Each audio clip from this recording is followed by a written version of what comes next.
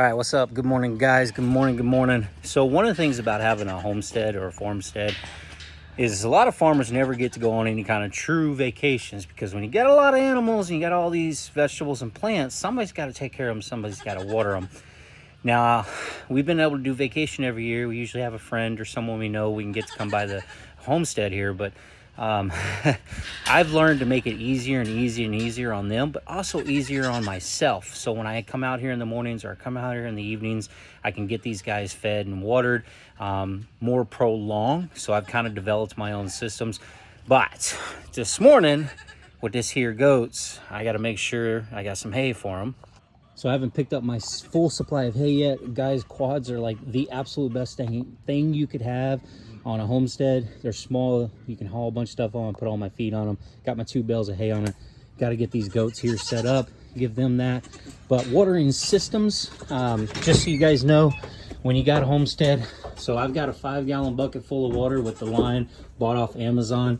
Makes these little nipples for the rabbits right here where they can get water out of it. Fill up these bottles too as secondaries. Then I've also got 2 feeders in there for them. Makes it easy on the outside. Drop food down in there. So there's 2 feeders, 2 feeders. Same thing with these guys. So usually 2 feeders will last a good week.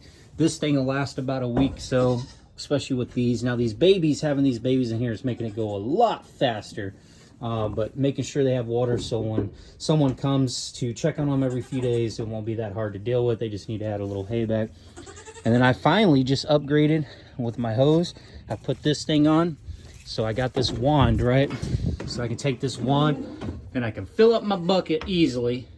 I can also fill up their water over there. I got the big 40-gallon water for them as well. So they got plenty. Now, Reba, my cow here, they're gonna be sad because I'm not gonna be able to be here to give them a treat of food. Same thing with my pig, Charlotte. I just gave them a little bit now, but they got all that pasture land. They should be okay. And again, got another big 40-gallon water that lasts over a week, if not 2 weeks. So that keeps them good. Got their mineral blocks. So these guys should be good out here, self-sufficient. And then if someone comes and checks on them, which they will for me, they'll be able to just get a couple scoops of the treats for them. So try to make life a little easier on them. I would typically put out hay, but they got a ton of green. You know, we're right in that perfect season, so of course, they probably could use some supplemental hay. Wouldn't be a bad idea. But give them a little more treats. You like that, Reba? Reba McIntyre? Now, the only thing I do worry about is I do have a chicken. She's been brewing broody back behind one of my hay bales back here. She's laying on about 3 eggs. A couple of them have gotten rotten. I don't know if they're even going to hatch. So I put her some food down in here. They don't come out when they're brooding. They stay back here hidden, and she comes out every once in a while. And she'll be able to find some water. I'll have some water out. But she'll be able to come out and at least get some food. Hopefully nothing gets her. No, wild animals or anything gets in here, because I don't want to just lock her up. She's been sitting on them eggs now for like 3 weeks. They should be hatching if they're gonna hatch. There's 3 of them in there, but regardless, allowing that. So that is the only thing that makes me a little nervous. Don't have a proper setup for her.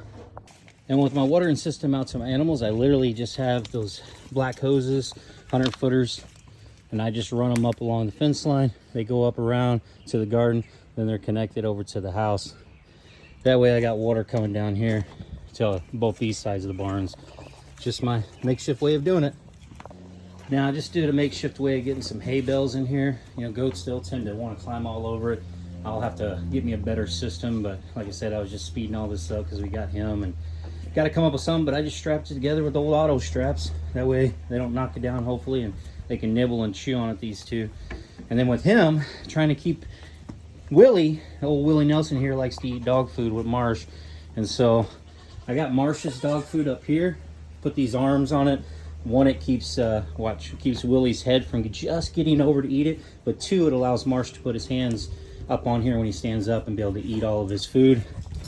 I got him packed full of food so he can't get to it. So this way Marsh can get up there and get his food, eat his dog food. Because old Willie thinks he's still a dog. Got them set up with their water, so they should be good out here. Got a backup water over there, just use an old tote jug or a tote. So there's plenty of water for these guys. They should be a-okay. Huh, Reba, or Retha? One thing we got to make sure with goats, man, they are tricky. They learn how to push up on this and it's over, which they would. So always get you a chain, lock your goats in good because they are tricky. Now, as far as the chicken's concerned, these things have been awesome. These are kind of that gravity. Hey. Anyway, you pour water in them, then when you slide the lid down, you turn it. It tends to be a little cleaner for them, and that's a good watering system, 8 gallons. Hey, come on, shush up, girl. So got them set up, and then of course I use them chicken feeders or dog feeders right there. Y'all can see them over there. I'll use them. I got 3 of them set up. There's 2 50-gallon bags, so, or 50-pound bags, so they should have plenty. And then of course you all know about my egg catcher. That way while I'm gone, all them eggs will just build up. But then again, my watering line runs all the way over to the garden. Now, as far as our 2 indoor cats, I'm probably like a woman packing for a one-night trip just to make sure they're okay, but I got a lot of food out for them. It's just 2 cats, but still. Then I got that huge water container. I'm also going to have 1, 2, 3, the normal one, and I'm going to put a 4th one in here, just throw away kitty trays, so they got plenty of area to hopefully come and pee and poop, and they don't pee and poop in our house. I even got more water in here, and I'll leave the toilet lid open because my other cat likes to drink out of the toilet. But yep, setting it up so we can leave the 2 indoor, outdoor cats inside. As far as the big dogs are concerned, I got them a big dog feeder, just filled it up again. Got them the big, huge 30-gallon water, which that lasts a long time for them. So my 2 biggies will be set up until she comes and visits. They'll just be a little lonely, but they have each other, but at least we know they got food and water. And then we've done this one before when we left last year, so it always lasts. And then I just got them such a better water dish, so they definitely are taken care of. Huh, guys? I already brought out one of my water dishes, put some water in it because she has me a little worried. She's the only one, and I love her. And I don't want to see something happen to her, so got some food for her, got some water for her, and just let her do her thing. Just hopefully nothing wild gets her. All right, now as far as our plants, I have the strawberries are still in there. I worry about them a little bit, not getting watered for the next 7 or 8 days. My raspberry plant and my blackberry plant. So I got the raspberry plant sitting in about 2 inches of water, so I'm hoping it'll soak it up. I could be wrong. I may come back and this thing got waterlogged and dead. That's the risk I take. And my blackberry, I've had that for like 2 years, 3 years, and now I'm stoked because it's the first time ever. I want y'all to see this. You're witnessing my very first blackberry on this farm. Right there. I'm going to eat that.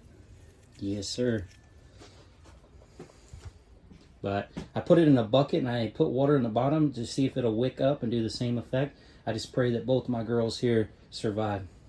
Now, as far as our garden, of course, we got the watering system, but we just soaked them really good and hope that they'll last. We got the friend that she can get in here and just turn on the watering system we created. So hopefully we don't come back to all of our hard work being dead. That is a risk too. And just an update, sunflowers are popping up, baby. My sunflower hut, if y'all remember watching the video, they're all the rows are starting to come up. That got washed out. I should have known with the overhang water pouring down on it. That's my fault, but I learned a lesson.